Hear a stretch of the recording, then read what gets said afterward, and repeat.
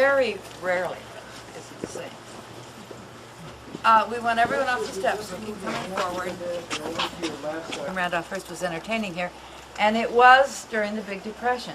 While you're here, 25% of the population would be unemployed.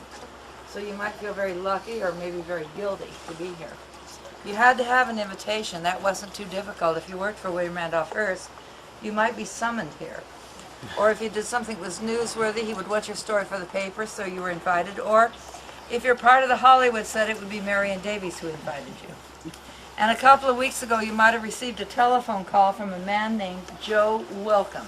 That was Mr. Hearst's secretary. And he would tell you that William Randolph Hearst would like for you to join him at his ranch at San Simeon. Well, we take it slow. Two at a time. Oh, sure. And when you leave, you go down a ramp, so you don't have to go down all the stairs at the end. When you look over the railing, you see the front yard there, and you can see a part of the road that you traveled on to get up here. Your bus trip was 5 miles. You came up to 1,600 feet. But as the crow flies, you're actually only 3 miles from the water. And the little house here is not Hearst Castle. That's the middle size, the 3 guest bungalows. And we are going to walk through there in just a few minutes from the truth. So the story here actually starts with George Hearst. That was William Randolph's father. George had been a farmer in Missouri, and he came west during the gold rush in 1849. It took George 11 years, but he finally struck it rich at Virginia City. The Comstock load of silver was the beginning of the Hearst fortune. And George went back to Missouri then, and he married Phoebe Apperson. But by this time, George was 41 years old. He had a long beard. He chewed tobacco. There were tobacco stains all over. He looked just like you would think an old miner would look. Phoebe, though, played the piano. She spoke French, and she was 19 years old. Why do you think she was interested in him? Yes. You're not very romantic. Not very romantic. Whatever the reason, they eloped, they settled in San Francisco, and their only child, William Randolph, was born there in 1863 while Abraham Lincoln was president. And when he died, Harry Truman was president. So he lived half of our American history book. Phoebe educated little Will, and George began buying every bit of land that you can see from here, all of it. And he paid about 70 cents an acre for it. And when George would come here to check on the ranch, little Will would come along. They would camp in tents right here on this hilltop. But little Will grew up. He attended Harvard. He was asked to leave Harvard, though, because he was a practical joker. Do you know the last day of school for him was the day he led a mule into the dean's office with a sign around its neck that said, "Now there are 2 of you." And he signed his name. So Harvard didn't laugh at all. They asked him to leave. So he didn't graduate from college. Eventually, he settled in New York, and he began publishing newspapers and magazines. He produced newsreels and motion pictures, served 2 terms in Congress, and he loved the theater. And he loved showgirls. So he would go to the theater all the time, and naturally he met a dancer, Millicent Wilson. They married and had 5 sons, and he would bring Millicent and the 5 little boys camping in tents on this hilltop, just like he had done with George and Phoebe. Well, little Will inherited the family fortune in 1919 when his mother died. He was 56 years old. And 2 weeks after his mother's funeral, he walked into the office of architect Julia Morgan. Julia Morgan was the only woman architect in California. And he asked her to build a little bungalow on Camp Hill. And this is what he had in mind. He called this more comfortable camping accommodations. But the plans grew and changed and grew and changed for 28 years. And it was never finished. 1922, when he brought Millicent and the boys here for their camping trip, they camped in one of those little bungalows, and he liked it so much, he decided to make this his permanent residence. But you remember, Millicent was a New Yorker. Anybody here from New York? Yes. Doesn't look much like New York. No. She said she didn't want to raise her 5 sons on a dusty ranch in California. So they never lived together again. Millicent stayed in New York. Mr. Hearst moved his motion picture company to Hollywood, and he began promoting another showgirl, a pretty blonde actress named Marion Davies. He wanted to make Marion the brightest star in Hollywood, and she became the love of his life and would be your hostess. It was a big scandal. So if you accept the invitation now, you're part of the scandal. So would you accept? Did you bring a swimsuit? Probably not. 1930s, nobody had swimming pools in their backyards, and remember, you were invited to a ranch. So the most you expect is an old swimming hole. So you probably packed your riding boots. Well, I'll take you over and show you the old swimming hole, and I'll tell you how you would solve the problem of not having a swimsuit. Okay? This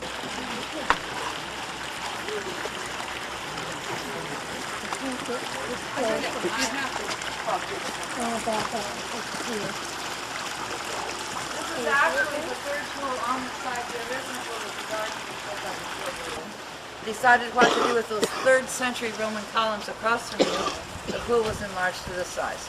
And everything on the hilltop and here at the pool is a mix of old and new.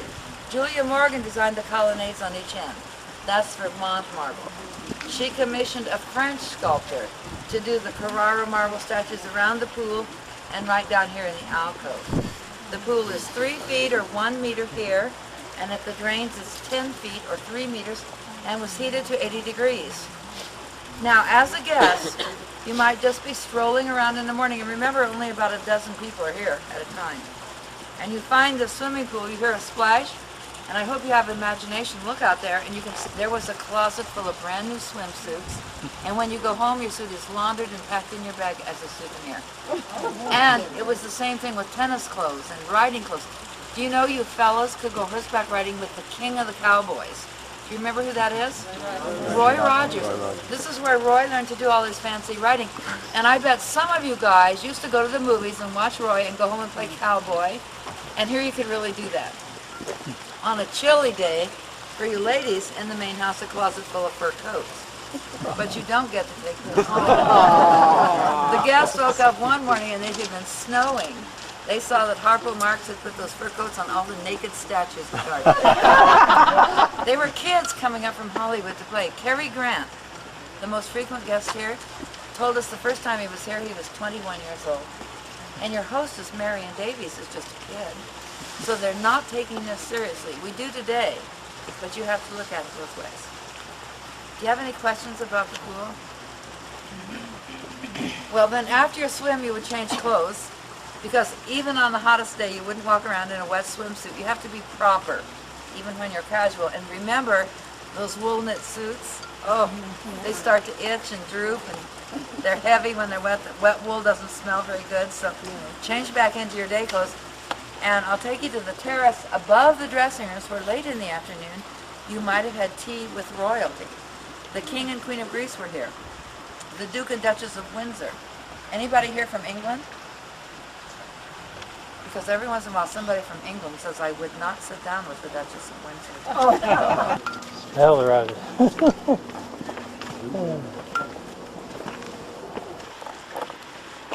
then one day,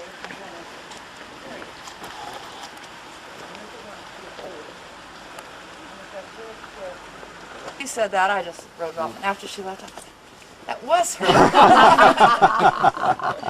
But sometimes without the makeup and the context. Yeah, they look so different. Right after Jerry Seinfeld's the week after his last show, he was here.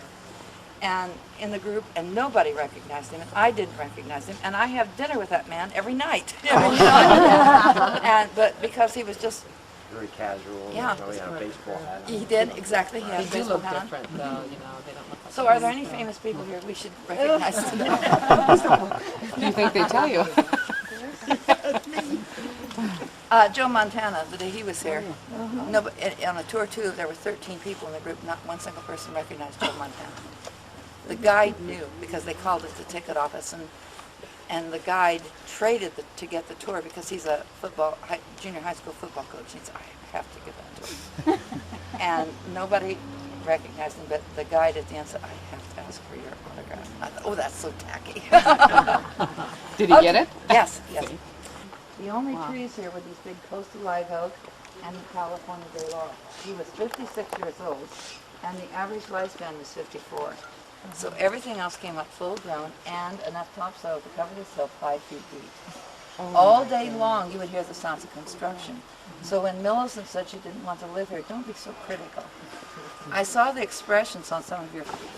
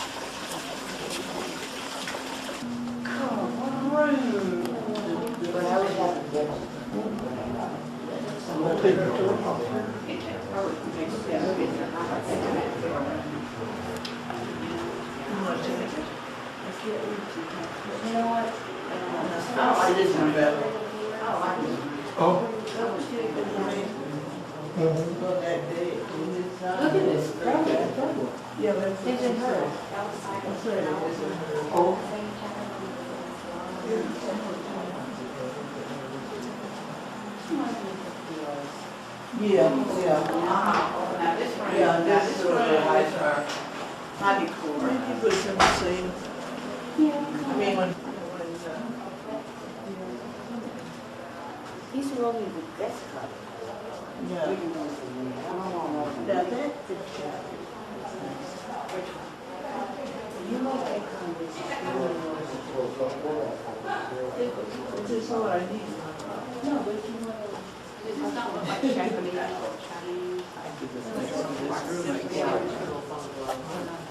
Is this where we're going?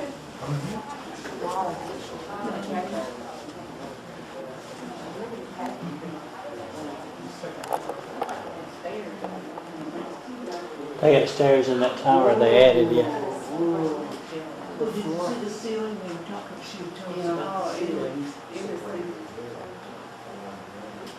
It is beautiful. Now,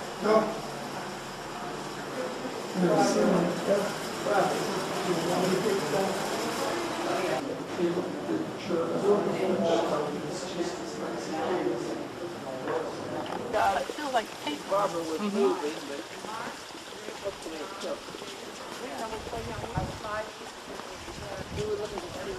yeah, I was trying to get you to stay still. We have 7 miles. Are the largest. When the family camped here in 1922, that's the house they camped in. And when the family gave this hilltop to the state, they kept the right to use Casa del Mar.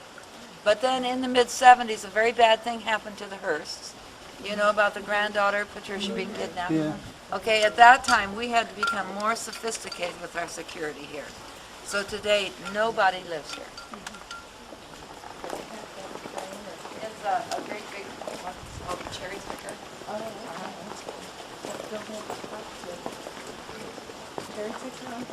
They're right on the terrace. Right on the terrace. Oh my God. Yeah, we can see it. It's so controlled.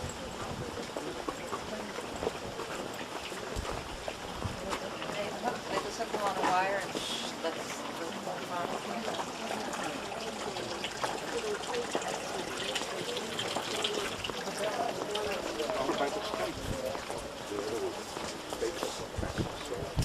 Hearst started buying art when he was 10 years old.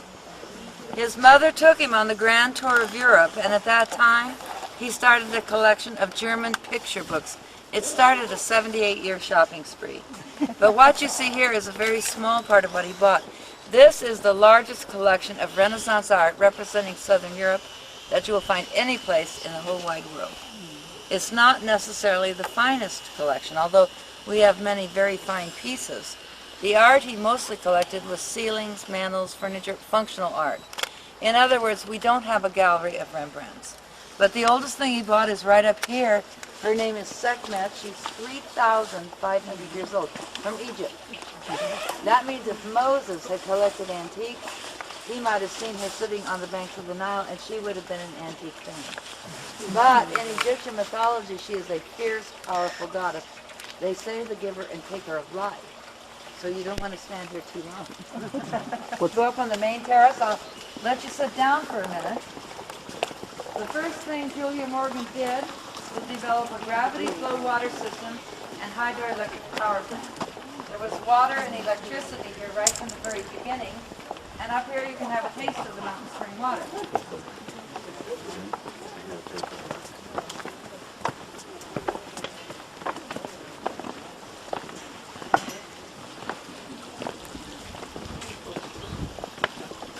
Your money will melt.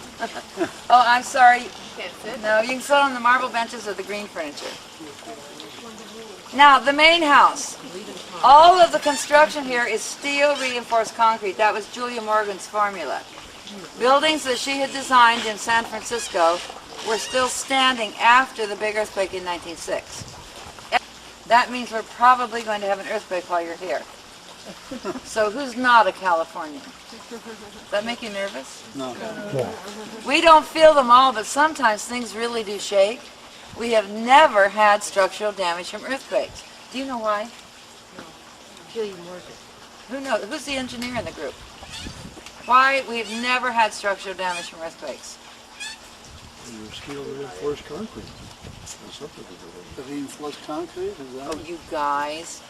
Because it was designed by a woman. Well, it was.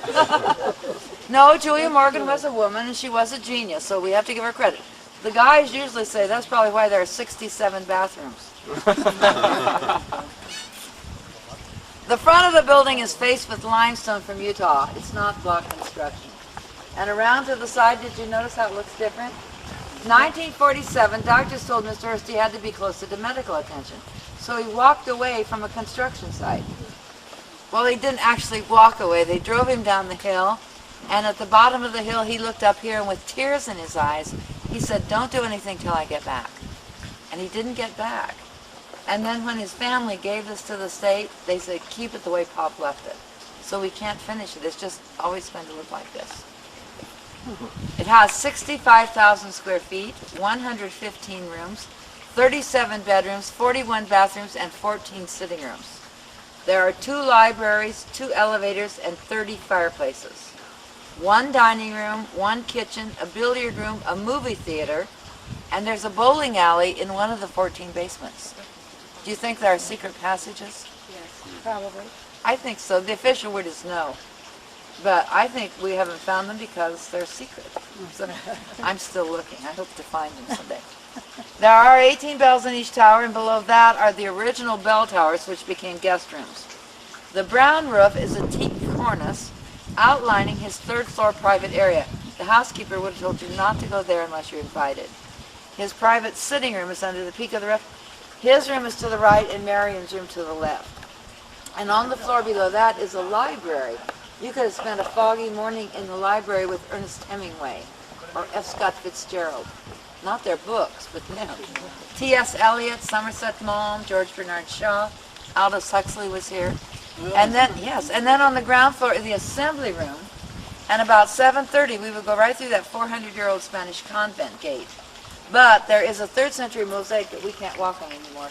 So today, all of our tours go in the side door. Didn't get caught, so it didn't get sent home. The idea is don't get caught. Somebody asked me about the Hearst family. The 5 sons, George, William, John, and twins, Randolph and David, are all deceased. Randolph was 86 years old last December when he died. Randolph is the father of Patty Hearst, the most famous Hearst. Patty Hearst was 2 years old. Patty Hearst was born after her grandfather died, so they didn't know each other, and she was 2 years old when this became a state park. So Patty Hearst is really not much of the story of the hilltop. The Hearst family / corporation today has 48 descendants, and they are all involved in one way or another in the Hearst Corporation, which is worth $6 billion. And that's thanks to all of you, because you all support the Hearst when you read Cosmo, Red Book, Good Housekeeping, Town and Country, Harper's Bazaar, Esquire, Sportsfield, Country Living, House Beautiful, Popular Mechanics, Oprah. There are a couple dozen magazines and a dozen newspapers. King Features, they own Blondie, Popeye, Beetle Bailey, Betty Boop, Hagar the Horrible, Mutt and Jeff, and more. It's all or part of the Arts and Entertainment Channel, Lifetime, the History Channel, ESPN, Nickelodeon. The last time you picked up a prescription at the drugstore and you got all those papers telling you how to take the medicine, look at the bottom, little tiny print, Hearst Corporation. 90,000 acres of cattle ranch out there is still Hearst Cattle Ranch. And that's page 1 of 3 pages of holdings. So if the stock goes public, we ought to buy some. This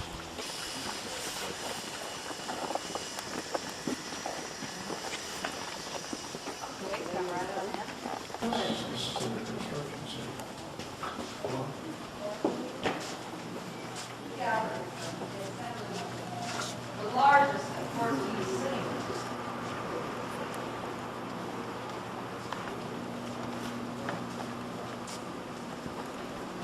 Don't forget to walk on the carpet. And you see, this is the reason now we don't come in the front door. This 3rd century mosaic is called Merman Fish. It's from Ostia, Italy.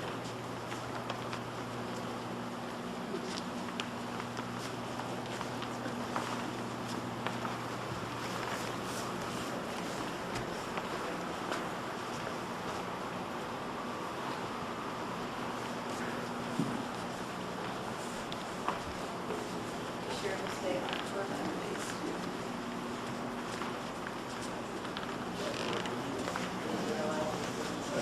I know, there's so much to see that you forget where you are. It's very natural. You're not the first person to do that in the last hour, I'm sure.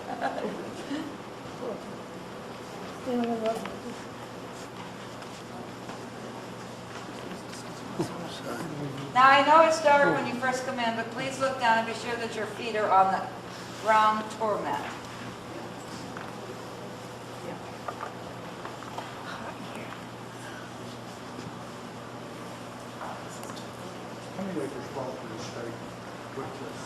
The Hearst family gave to the state of California 135 acres on top of the hill. There's a chain link fence around what they gave us. You'll see that as a jigsaw puzzle. That was good, cheap entertainment during the Depression. But look at the door where you just came in, and you might see Gary Cooper coming in with a brand new game, something Parker Brothers just introduced. Monopoly, very good. And there at the grand piano is Hoagie Carmichael playing a tune. It's going to become a classic. What do you hear? Stardust. Stardust, very good. The waiter will serve you one very watered down cocktail, and you only get one. So sip it very slowly. Stroll to the other end of the room where you'll find a poker table, and look there on the left is Joe Kennedy. And with his back to the window is Howard Hughes. And the man on the right, I think, yes, it's J. Paul Getty. See it? And they're looking around for another player. Do you want to sit down and play poker? Well, you just want to work the jigsaw puzzle for Boris. Marion has had a hard time moving from silent films to talkies because of the stuttering, but I think you would all like her. Many of the guests here are mutual friends of Marion and Millicent. Marion has a lot of money.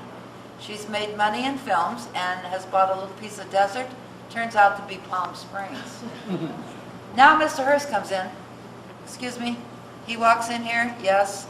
Over here, can you see him? Stands here in front of the fireplace. He's 6'3", 250 pounds. One of the most powerful men in the country because he controls the press. You know, history books say that with his newspapers, he started the Spanish-American War, and he did. He's not St. William Randolph Hearst. He could make you or break you. He called one of his editors one day and he said, Puff Graham. That started Billy Graham's career. But are you familiar with the movie Citizen Kane? That's the end of Orson Welles. So what are you going to talk about with him so you don't ruin your career? Don't say the weather. You might ask him about his art. You could ask him, what's the biggest piece of art in this room? And he would tell you the ceiling, 16th century hand-carved walnut from Brescia, Italy. He would tell you Julia Morgan designed the light fixtures. But if you want to be invited back, ask about the tapestries. See, he has the largest private tapestry collection in the world, and I think he likes them because they're telling stories. These on the long walls are telling the stories of a great Roman general, Scipio Africanus. And they are the work of Giulio Romano. They're between 400- and 500-year-old Flemish tapestries. And down here is a big name in tapestries, a big name in art, Peter Paul Rubens, The Triumph of the Church. If you came looking for big names, look at the Venus back in that corner. She's the work of Antonio Canova. She once belonged to Napoleon Bonaparte's family. And the seats around the room were not for the guests to sit on. Mr. Hearst is using for wall paneling because he likes carved wood. These are 400 years old. Those over across from me are 500 years old. Hand-carved black walnut Italian church seats. But look, wouldn't you be more comfortable on down-filled furniture from Barker Brothers in Los Angeles? Especially if you guys have been on a horse with Roy. After the solo flight to Paris in the airplane called Spirit of St. Louis, you guys are so smart. But Lindy's very private and shy. He's not interested in selling his story. So Mr. Hearst is invited at the same time. Sitting on the other side of you is Amelia Earhart. What do you think the two of them are talking about? I think Lindy's telling Amelia about the flight to Paris.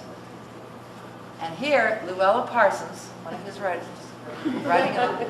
Now he has a story that doesn't owe Lindy anything. See, you have to be careful what you say.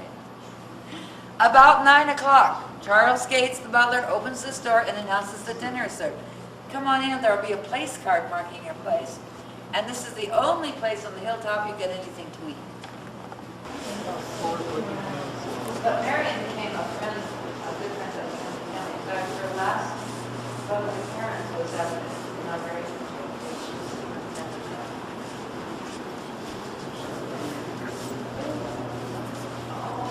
Are we going to have lunch yet? Oh, yeah.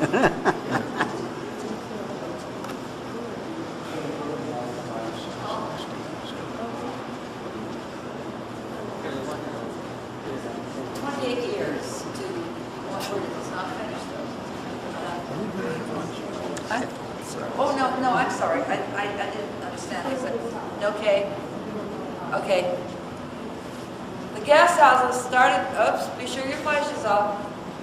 1919, his mother died. He talked to Julia Morgan. They could not break ground until 1920.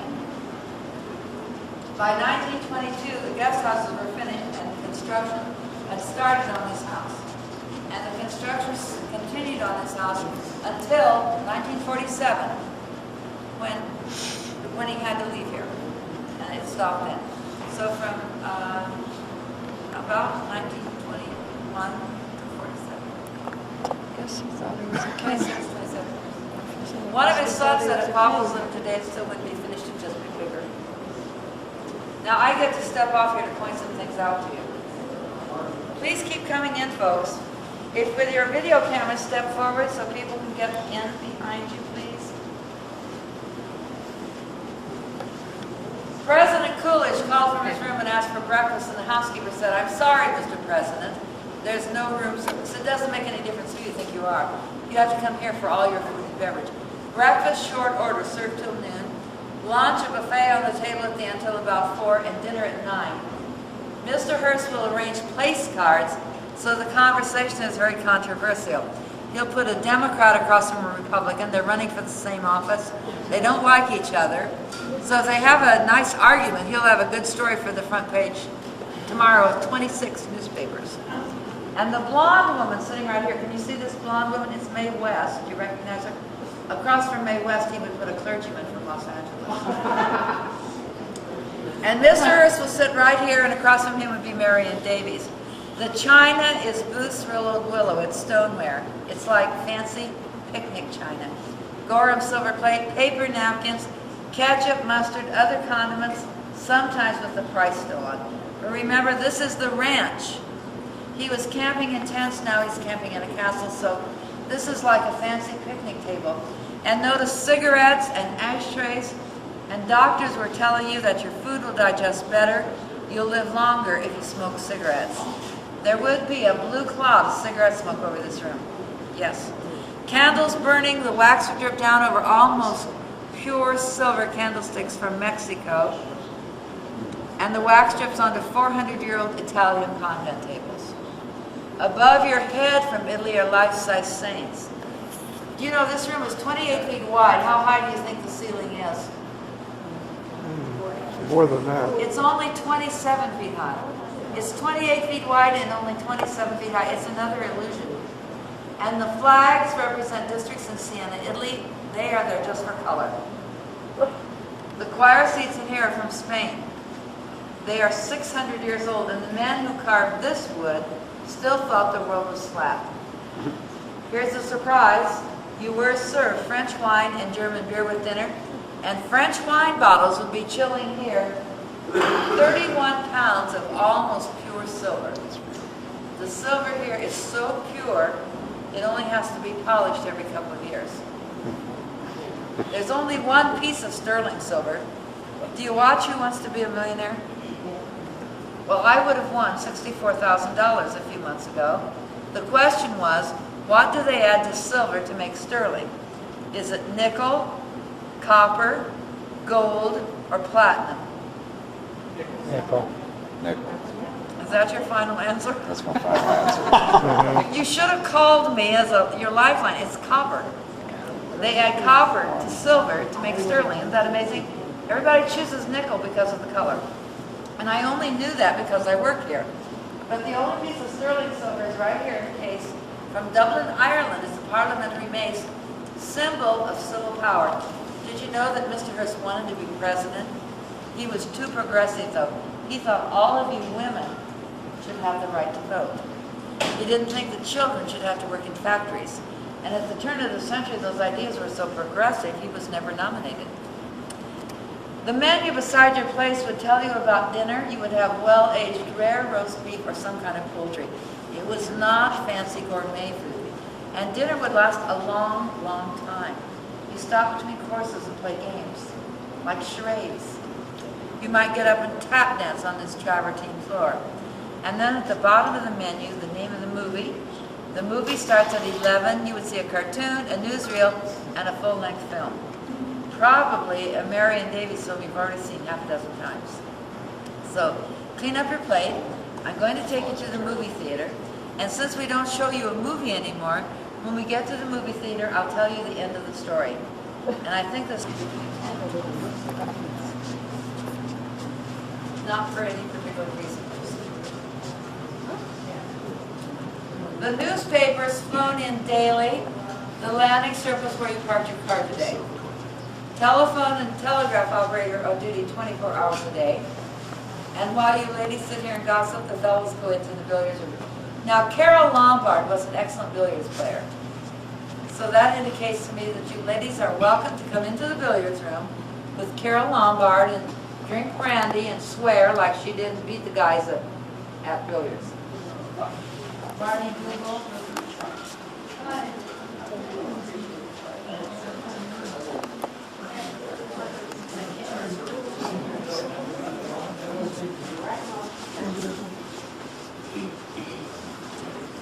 That's exactly what it's there for. It's difficult to maintain a certain temperature because we have no air conditioning. You can walk on the parking? But the humidity is the big thing. The little white boxes that you've seen around that everybody probably thinks are seismographs are hydrothermographs. And they're registering temperature. And then our staff will monitor those constantly. And then turn on or off humidifiers or dehumidifiers. If outside is perfect, the doors and windows are open. And then that gives you more than just hot with Folks, if you come out over here, there are seats down here on this other side.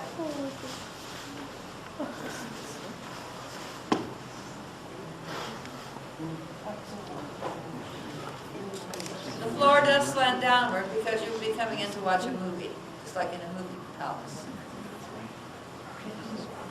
I was gonna say. When he was camping here with his wife and sons, he would write screenplays and they would act them out and film them. And then they would show those movies on the sides of the tent or hang sheets from the trees. The one that we know the most about was called The Lighthouse Keeper's Daughter. Millicent, his wife, played the part of the lighthouse keeper's daughter. And the cowboys and the sons played other parts in the movie. And who do you think was the hero who saved the lighthouse keeper's daughter? Why, William Randolph Hearst wrote himself the starring role, yes. But he liked doing that so much that he actually started his own professional movie company, Cosmopolitan Films. When he moved that to Los Angeles, to Hollywood, it eventually became part of Metro-Goldwyn-Mayer.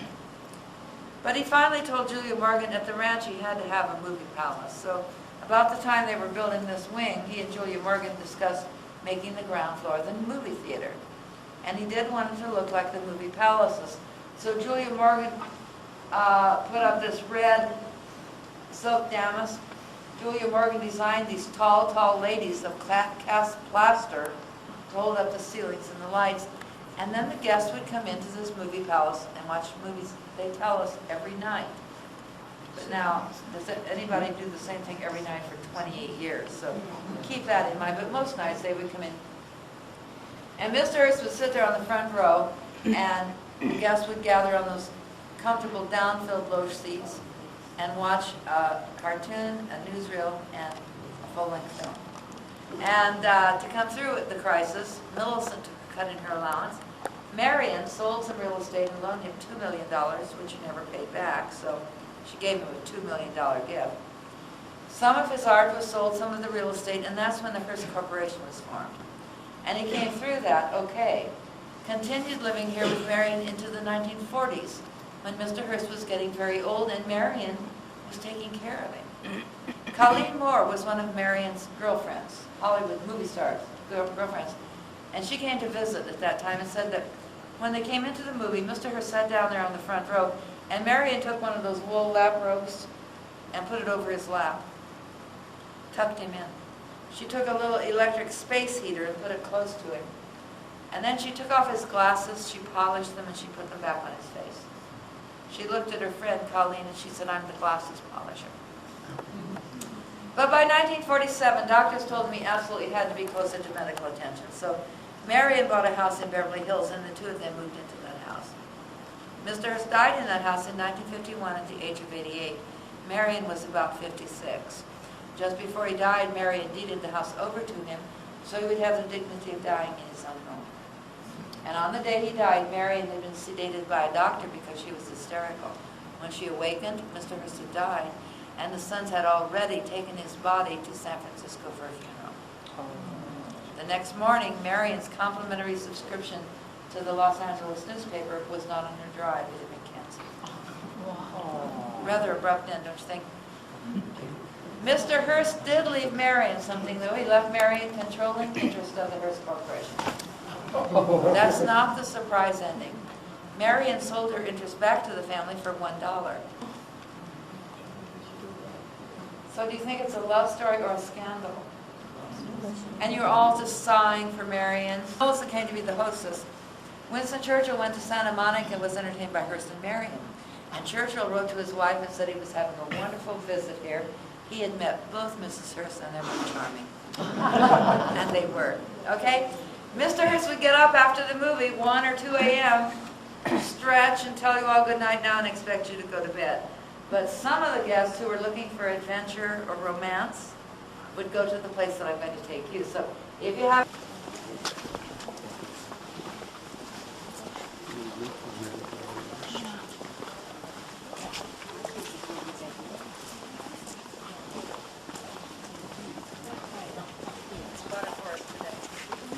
The tennis courts here are the roof of the gymnasium.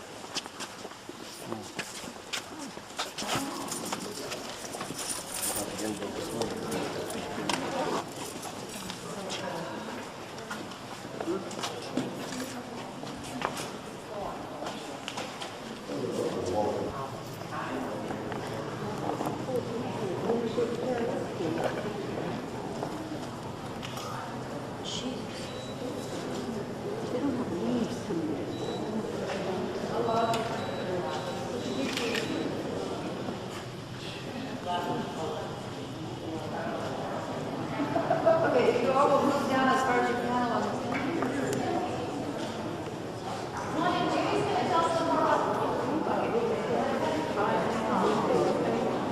There's some lights in the... side end to end. So if you're not a good swimmer and you came here for a romantic rendezvous, use the alcove across from me where it's only about 4 feet or about 1 meter. Now it took 8 men 3.5 years to hand set the 1-inch tiles that are from Murano, Italy. They are glass tiles. The ones that look like gold are 22-karat gold fused into the glass. It is not lattice. The water was heated, the room would be warm and steamy at night. The only light would be from the hand-carved alabaster lamps. The metal handrail was not in front of you. And Cary Grant really did say, this is the most romantic spot on the hill. I really wish I had been here when Cary Grant said that.